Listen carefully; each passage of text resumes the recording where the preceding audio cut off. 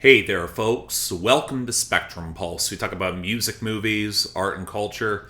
And it's a big one. It's time for our mid-year review of the best albums and songs of 2023. If there's a year of music that's felt more discombobulating and frustrating for me, it's 2023. On the one hand, I think I know why that is. The mainstream charts are generally a mess, and I don't know how the hell I'm gonna assemble any list of hits in December, but that should not throw me off that much that there's damn near little overlap with the mainstream and this list. And it's not even that 2023 is a bad year for like some people have claimed. I've gone through this list, and not only do I have one of the best records I have heard in years topping this, but there's a far greater breadth of quality than, say, last year. And that's coming with me covering fewer albums. And then there's the factor that given the upcoming list of releases for the second half of 2023, I also have no faith that any of the positioning here is going to stick around. That actually includes the very top. There's going to be some really stiff competition, and I cannot wait to hear it. No,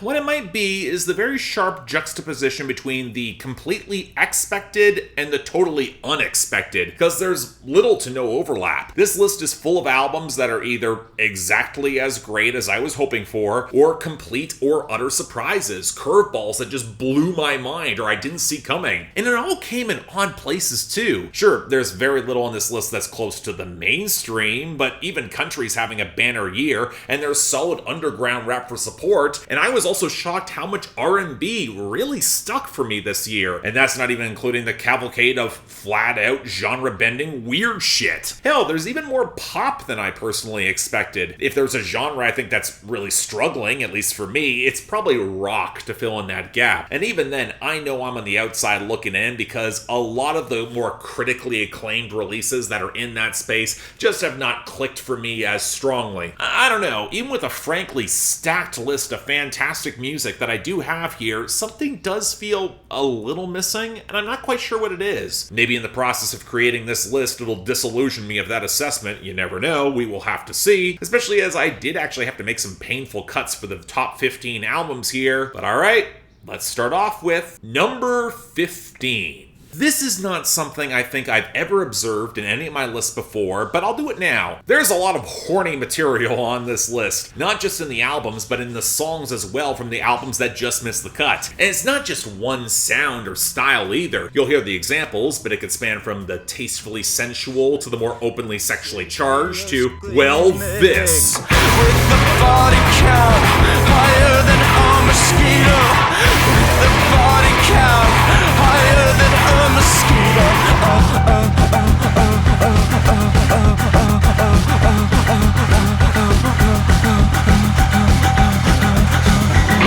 Model Actriz has been building buzz in the industrial dance underground for a little bit, if you're in the know. I'll freely admit I wasn't. But this was from the debut that took them from Bandcamp and placed them on everybody's map. Full of cacophonous noise, pummeling grooves, and a lot of sweaty, melodramatic debauchery. The sort that has you itching to flens yourself alive in a queer, carnal embrace amidst the filthiest of dive bars. It's this wild, distinctly tactile experience that runs on pure, ragged momentum, but it wouldn't have persisted so strongly for me if there wasn't that vulnerable humanity at its very core, where the theatricality feels so tangibly real, especially by the end in the harsh sunlight casting on those staggering out of the after-hours club. It's a sort of fully formed debut that wins over the critics in spades, and yeah, I'm one of them.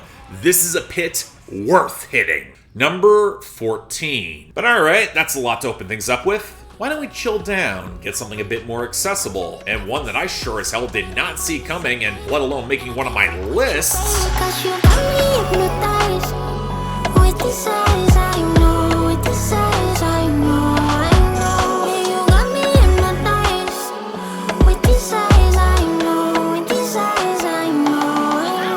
There is a part of me that wonders that if I had been able to experience Amaarae's full-length debut album, The Angel You Don't Know, in more of a club setting, that I may have liked it more, instead of mid-November in 2020 when pretty much nothing was open. Now, I personally do not think so, because Found Baby is a sort of major label-backed sophomore project that takes all the templates of the debut album and then fixes the majority of what I didn't like in the first place. The melodies are way more prominent and lush, which lead to a lot more robust hooks. The percussion and grooves, they sound more refined and varied, basically reminding me of the best elements of mid-2000s MIA, and I don't even really care for MIA. And while I still don't really love Amaare's baby voice cooing and her singing, she shows more range here, and that ramps up the creaking, sensual, globalized melodrama to something with as much glamour, but a little more teeth. This dropped the exact same day as The Age of Pleasure by Janelle Monáe, which very nearly made this list, but this is that sultry sister album that flourishes in the night. Find the space on your summer evening playlist.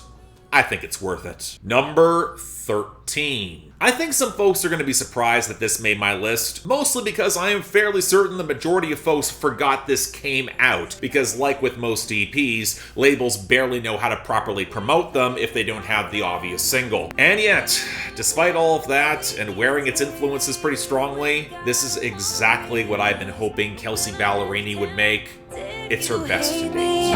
One day the curtain started coming down. I changed the second we were moving out. I guess wrong can look alright when you're playing home in a penthouse, baby. So there are breakup albums, and then there are divorce albums. As a critic, you start noticing the difference when it comes to the details, the framing, just how unmoored the subject often feels, especially for women in country music, where getting married and settling down is part of some of that larger societal narrative, and it leads to a much more layered emotional untangling. And like with Carly Pearce before her, Kelsea Ballerini gets this. She keeps it to a short 6 tracks, well, okay, 5 in an interlude, and while you could tell some notes were being pulled from the most recent projects from Taylor Swift, this is easily the most refined and poignant Ballerini has ever been as a producer, songwriter, and performer. I find that a little bit weird to say or highlight, especially as I know that Kelsea Ballerini's seen my videos and, hey, the trauma of your divorce made for your best album, but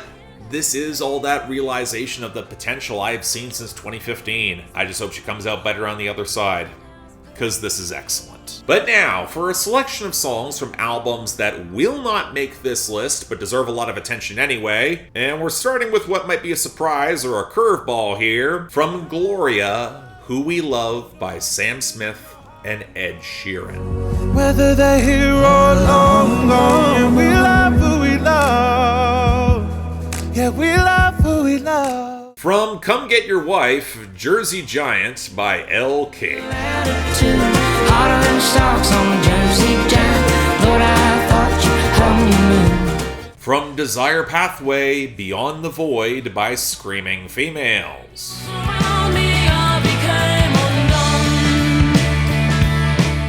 From Gravel and Gold, Walking Each Other Home by Dierks Bentley. Cause we're all just walking each other home.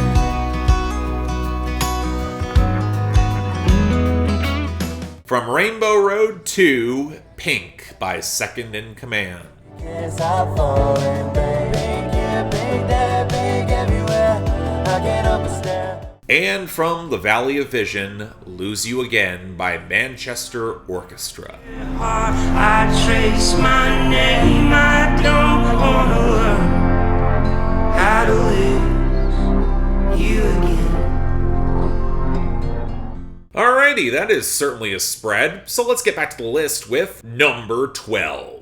We're going to stay with country for a little bit, with the sort of project that I never could have dreamed that we would get. I mean, indie country always feels like it's a crapshoot and whether we're actually going to get more albums, especially when the buzz may have faded. But here, it was more pronounced. The duo had broken up years ago, and while there had been rumors of a reunion, I was not getting my hopes up to the point that I literally forgot that this was dropping and I got reminded of the day of the release. And thank God I remembered. Breaking up all this crazy commotion right on time.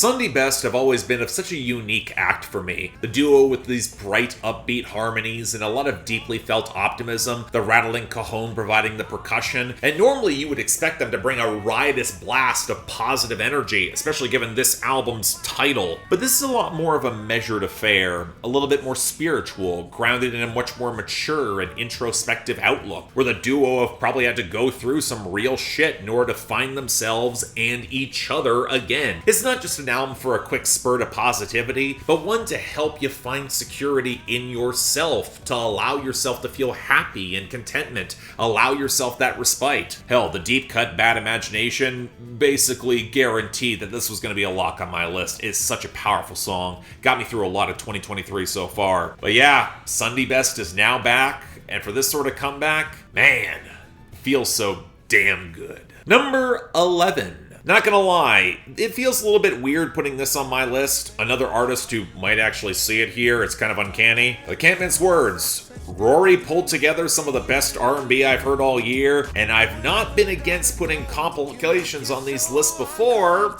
so...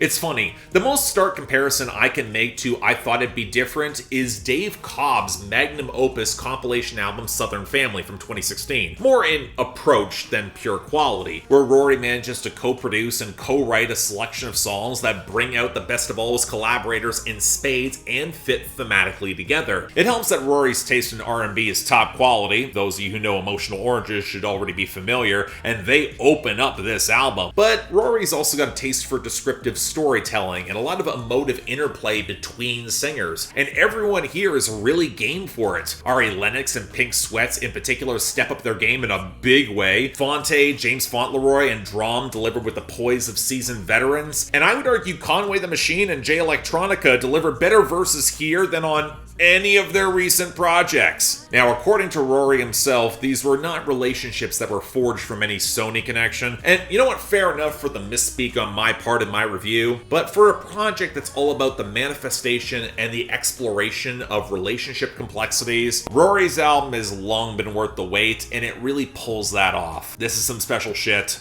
Check it out. Number 10. In contrast, if we're looking for a mature but emotionally fraught exploration of relationships, but this time from a band that we all know can deliver. I was suffering more than I let on. The tropic morning news was on. There's nothing stopping me now from saying all the painful parts I've lied. So I'll say it. I know that for a lot of longtime fans of The National that they're cool on this because there's way less tangible indie rock, something closer to a modern indie pop sound, complete with big name collaborations like Phoebe Bridgers, Sufjan Stevens, and even Taylor Swift that don't really manifest that strongly. It has the feel of an act softening their edges for more accessibility. And if there is something that keeps this out of the top tier of The National's best, like Boxer, High Violet, or Trouble Will Find Me, I'll admit it is that. That being said, you can call them elder statesmen of the genre, but I still think this is The National's best work in a decade. Yes, comfortably over Sleepwell Beast. The pop shift allows the hooks to feel more immediate. The production is more immaculate. And while it's not as heavy as this band can be, a song like Tropic Morning News can still wreck me every time. Arguably one of the best songs that they have ever written. So yes, this album is at least partially getting on my list because that song became one of my karaoke staples, but I refuse to apologize for that. This album's already underrated by both critics and fans. I'm comfortable sticking around. Alright, so while we wait for a bit of the backlash that may be to cool down, let's sweep through another selection of songs from albums that didn't quite make this list. From North Georgia Rounder, A Duffel, A Grip, and My D35 by Pony Bradshaw. She'll make me a pallet on her kitchen floor. From Tyr, Train to Harlem by Corinne. I don't know what I'm supposed to do. You got your problems, but it's always easier for you. From from Getting Old, Fast Car by Luke Combs. My shoulder and I had a feeling that I belong. I had a feeling I could be someone. From Did You Know That There's a Tunnel Under Ocean Boulevard, featuring Bleachers, Margaret by Lana Del Rey. Makes me laugh, running down that path when you're good as gold. From Continue As a Guest, Pontius Pilate's Home Movies by the New Pornographers. All of his friends yelling Pilate too soon. And from Foreground Music, Vanity March by Ron Gallo. I can't see past myself these days. But when I'm not around, I want to know what they say. Yeah, it's always nice to see a couple swerves in there. Now back onto the list with number 9. Okay, yeah, this is absolutely not a swerve, and the sort of project where you won't be remotely surprised that he is here or this high. I mean, when you're this consistently excellent, you kind of expect it. In all candor, I got one foot in your grave. Light work by lantern, I still call it shovel and spade. Giant panda, big grass all in my face. Walking with the panther, going back to Cali, Deion Sanders, and I'm going back the other way. So look, I think Maps is a phenomenal album. It's only grown on me throughout the course of this year. I was on the fence whether a play for a more spacious and slightly more accessible sound would work for Billy Woods, as consistently his thorniest material is what's really stuck for me. But backed up by Kenny Segal's excellent production, I would argue this works in a slightly different way. Billy Woods isn't pulling you into his world so much as his wry observations from the road highlight just how much his world isn't so much different than our own, especially in the increasingly weird, smoked-out travelogue from the tour, where you almost don't see the emotional gut punches coming unless you read between the lines, and you catch some of those wistful glances and calls back home. And when you stack it to the gills with some fantastic guest performances from Shrapnel, Quelle Chris, Aesop Rock, Danny Brown, and even Elucid being likable for me for once, you know what, I cannot quite put it among my favorites from Billy Woods. He's got them up there. You know what, for such a high bar, the more time I've given this, the more it works. As we journey through the rest of this year, it could well get there. Number 8. So this is also a case where I would not call it a swerve. From his seminal album in 2021, I knew this was going to be an absolute wonder to behold, but you still actually have to follow it through. And while it seems like everyone is jumping on board the bandwagon now, I mean, not without good reason. Tyler forever, Tyler forever, Tyler forever. Nah, the chorus and cover, I'm making sure niggas remember it's Tyler forever, Tyler forever, Tyler forever, it's Tyler forever. The best way I've found to consume a McKinley Dixon album is just let each layer wash over you, peel them back step by step. Beloved Paradise Jazz is another case where you can tell it was structured for a bit more accessibility. The bangers here are more self-evident. This is a much leaner album. It still feels sharp as all hell with terrific contemporary jazz infused with swaggering southern grooves and McKinley Dixon's frankly insane flow. But for all the allusions to Toni Morrison and ascendant street-level poetry, for me, it actually feels most like a natural extension to For My Mama and Anyone Who Looked Like Her. An artistic coda building on many of the angelic points of symbolism, but now with some frightening immediacy in his own introspection. This is the album where, for as much as the world now wants to craft a pedestal for it and for him, McKinley Dixon's going to deconstruct every angle of that pedestal with fearless abandon and an emotive complexity that is so refreshing to hear and experience. There is still a part of me, though, that puts For My Mama as a grade slightly higher than this. There's just this sumptuous immensity of that project at its best that still has my favorite album of 2021. But if you're now joining the party with this, welcome on board. It's a shot of greatness that deserves all of the attention. Number 7. Of all the albums on this list, I think there's one case where it feels like I'm making up for lost time or past mistakes. Probably with this. I should have been on top of her work properly back in 2019, maybe even earlier with her old band. But hey, if you're gonna make a shimmering, forward-thinking slice of indie pop bangers and drop the album in mid-February, you know what, let's make up for lost time. Let's have it go off right about now. Decide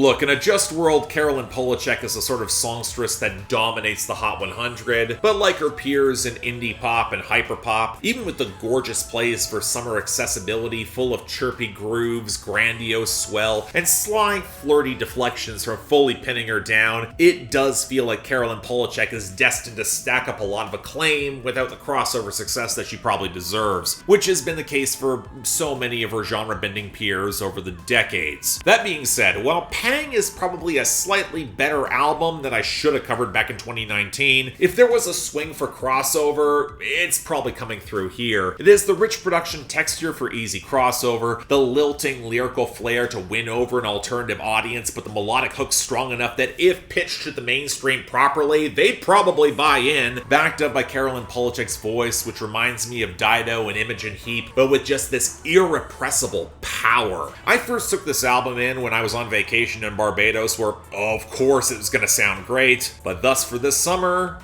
I don't see it changing. If y'all haven't heard it yet, you should.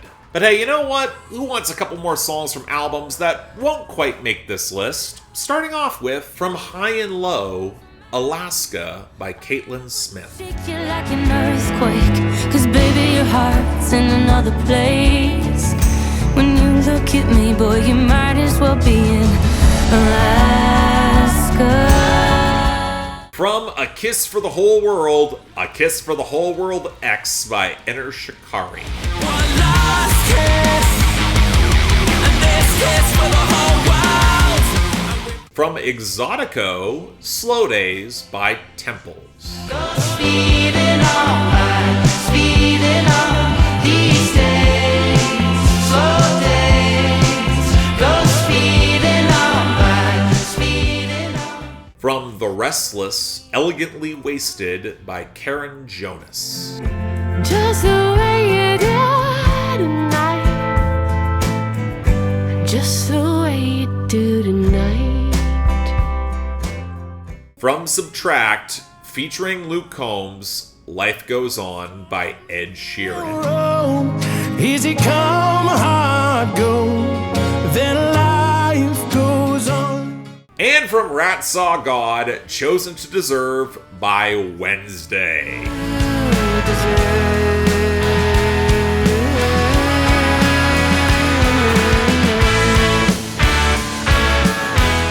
Alright, we're heading into the top tier of releases from 2023. Don't think you know what order it's all coming, so let's start off with number 6. I'm comfortable calling this the most difficult album in this group's catalog so far. Yes, even compared to the chilly predecessor in early 2020. That was laying the deconstructive groundwork of this album's meaty challenge for all the listeners. One that'll certainly leave the majority, shook.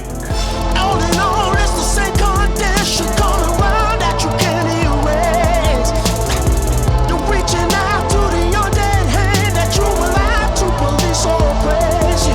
So there is a part of me that wants to call this a return to form for Algiers, but let's be real, it's not. This band has always been in top tier form. This is simply a sharper, more layered organization of their challenging of systemic oppression and power structures that's a lot more complicated to digest than the post-punk gospel fusions of their first 2 albums, now incorporating a lot more glitch, electronica, sound collages, noise, spoken word, and even hip-hop into their collaborative interrogation. What I really appreciate is that it's not solely a deconstruction, but a recognition of the community that will have to be rebuilt and assembled in the wake of all of it, where there is a revolutionary history that can be drawn upon for not just a reorganization of power, but of one's values. This is an album where I think the barrier to entry is going to throw some audiences in both the structure, sound, and flow. I mean, Algiers kind of wants you to put in that work, and that can dampen some of its broader populist appeal, but if you've done the reading, Shook is absolutely fantastic, and it goes so hard to bite back at that poisoned hand. Get on board. Number 5. Now this album's only grown on me since I reviewed it. Figures, as a guy, I know I can give off some of this energy, that it would work on me even more. Stop scaring hoes, play that shit out and touch their toes. We don't wanna hear that weird shit no more. What the fuck is that? Give me the Mars code. Stop scaring the hoes, play that shit out and touch their toes. We don't wanna hear that weird shit no more. What the fuck is that? Give me the Mars code. The truly funny thing with Scaring the Hose is that we rapidly discovered that in the context of this album's success, hose is a gender-neutral term, and some actually like the experience of getting scared. But I think Danny Brown and JPEGMAFIA both knew that when they assembled some of the most ruckus, off-the-wall experimental bangers that you'll hear in 2023. Yes, the production can feel a little slapdash and off-kilter, but it's another case where the more effort you put in to catch every bar, the more riotously fun and funny it is. Between every kooky sample, between every extra brag from Danny Brown, and every time Peggy gets a little too flagrant with his sexual and political references. What I think I love about this album the most, though, is its potential. It's very clearly a volume 1, where JPEGMAFIA self-imposed some limits on how he assembled these beats, but not only opens up further doors to expand the sound going forward, and not only just for them. I love that for Red Veil, the only guest here who actually holds his own on his own criminally underrated EP this year, it feels like he could inhabit that insane universe with his style of production and his slice of bangers. So this is provocative, infectious, wildly creative. I want to go to the party that plays this openly. Hell, I'll host that party. Number 4. But speaking of projects that only seem to showcase potential and new horizons to be expanded and found. Save me, oh please God, I need your love now.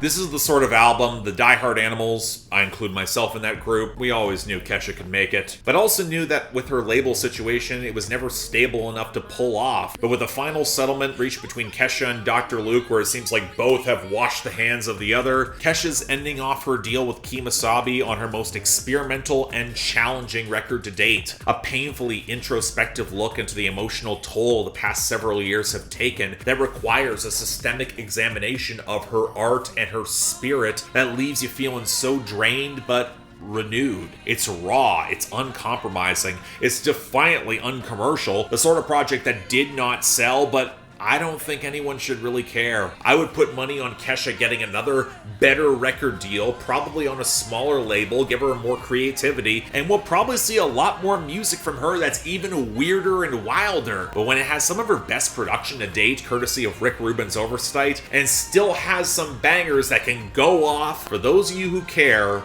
they can finally see what so many of us have always known. I hope whatever path forward for her is everything she deserves. Kesha's earned it. Now, before we get to our top 3, the last selection of songs from projects that didn't quite make this list, starting with, from But Here We Are, Rescued by the Foo Fighters.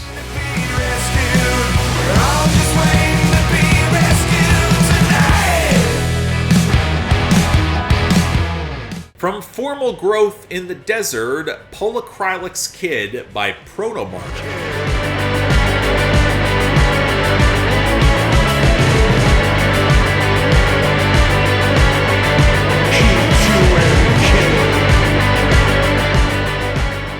From the show, Meltdown by Niall Horan.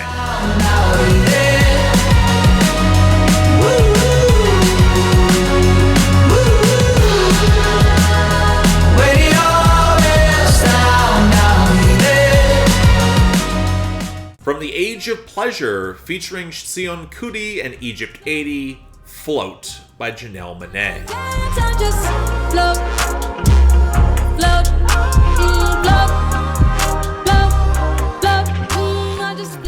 From Loose Cannon by Jake Owen. Reckless abandon. As long as you're my anchor, baby, I'll be your loose cannon.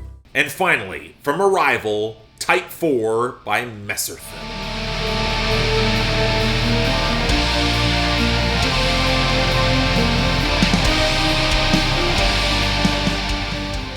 Alright, down to the home stretch, of which I don't think there's any real surprises if you've been paying attention. Number 3. You know, he always seems to drop at precisely the right time.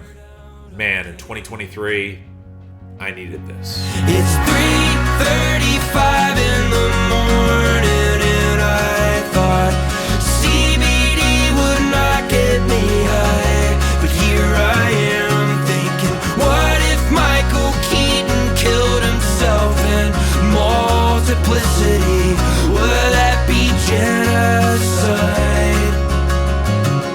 I brought up divorce albums and talking about Kelsea Ballerini, and while on the surface the weakness might seem like it's that, Rustin Kelly is doing a lot more than just that here. By far his most fragmented and jagged album, drawing the most from other genres to paint his tones around emo country, Rustin Kelly's on his own healing mission that's probably the hardest of all to conquer. Dying Star saw him struggle to accept peace and love in his life. Shape and Destroy was actually living with it, but the weakness is the attempt to come out on the other side stronger for its loss and its replacement, where stoic eyes on the horizon burn with tears as you have to open them up. And it's not all harrowing grief either. Rustin Kelly's always had a low-key sense of humor, and you see a wider lens on his emotional journey, where a song like Michael Keaton was exactly the playfully exasperated gut punch I needed to get my shit together. I mean, we might not all give in to the weakness with this, but experiencing it, coming out on the other side, oh fuck, that's worth it. Number 2. I am frankly stunned this album is this high on my mid-year list. If you had told me that was the case at any time in the past, I don't know, decade, I would have called you crazy. But at the end of the day, I gotta look at what I went back to the most, which up until a few weeks ago, this topped my list. Free yourself, keep on moving up that mountain top. Why don't you please yourself?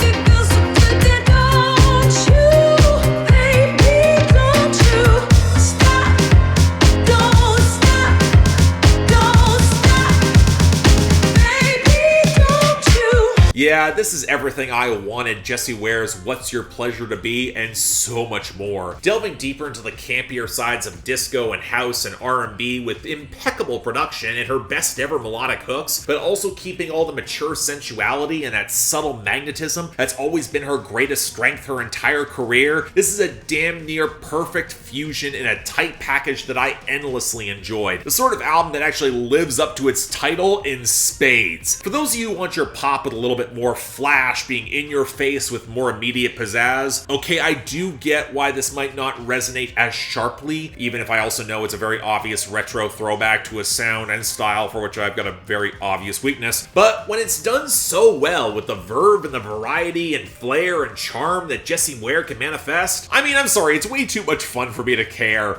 I'm frankly stunned this works so goddamn well for me thus far this year, but I sure as shit am not complaining. Some of the best pop I have heard in years. What could be better? Finally, number 1. I mean, not surprising. If you watch my channel or you've seen any of my year-end lists for the past decade, it's probably the most obvious pick I would have made. Sometimes, though, the obvious pick's the right one. Sometimes it's exactly what is needed. Sometimes it hits all the right notes. Sometimes it goes further than you would ever expect. And in 2023, yeah, Jason Isbell has his magnum opus. Swear you'll save the world when I lose my grip. Tell me you're in control. Swear you'll save the world when I start to slip. 'Cause you'll be the first to know. Weathervanes feels like the sort of culmination of the past decade, but also a return to the familiar, and a note where Jason Isbell can cut loose beyond all my expectations. Easily his most sonically diverse and colorful album in years, where his work behind the boards makes you wonder why it took so long for him to take over the production from Dave Cobb. It shows him at a crossroads, where as a songwriter, in his empathetic framing, it's been fully unlocked, and it feels more human than ever. So much of songwriting, hell, so much of writing, so much of art, it's built on the ego of thinking you can capture, if not all the answers, enough to deliver some catharsis. Jason Isbell proves here that you can still get some of that catharsis while not having all the answers in spades, maybe even having fewer answers than ever, especially when you can't know others as deeply as you think you know yourself. It's vulnerable, it's painfully insightful, it's heartbreaking, but also deeply nuanced and powerful. It's Jason Isbell not asserting himself as a titan of modern alt country and singer-songwriters. I mean, the assertion isn't needed. He just is. It's one of the best albums I've heard in years, folks. I honestly still struggle to pick my favorites from it any given day. It could be any song on this project, but if by some miracle we happen to hear an album of this quality in 2023, we'd be having a special year indeed. And while it's extremely unlikely he's gonna get a crossover shot in the same way Zach Bryan has, hey, you know what, let a man dream. Let miracles happen. The wind blows just right. I think we can get in that direction. So yeah, thank you all so much for watching. If you would like to like and subscribe, I'd be extremely grateful. I can't tell you how frustrating this was to assemble through a bunch of other weird shit that you aren't even seeing on camera. Trust me, this was a nightmare and a half. But hey, we got it all here. We're going to be pushing out. Hopefully I'll be roughly close to being on time. And I really hope you enjoy it because, again, this always takes a while. We're heading into the second half of the year, though, so if you guys want to get albums on my schedule or potentially just hang out with my Discord or, hell, support me on Patreon directly, link is right over there. Don't feel obligated. Tough times. I understand. The option's available, though. Beyond that, though, anything else I might be able to do to improve my presentation, I'm all ears. And until then, I'm Mark. You're watching Spectrum Pulse. And I'll see you next time.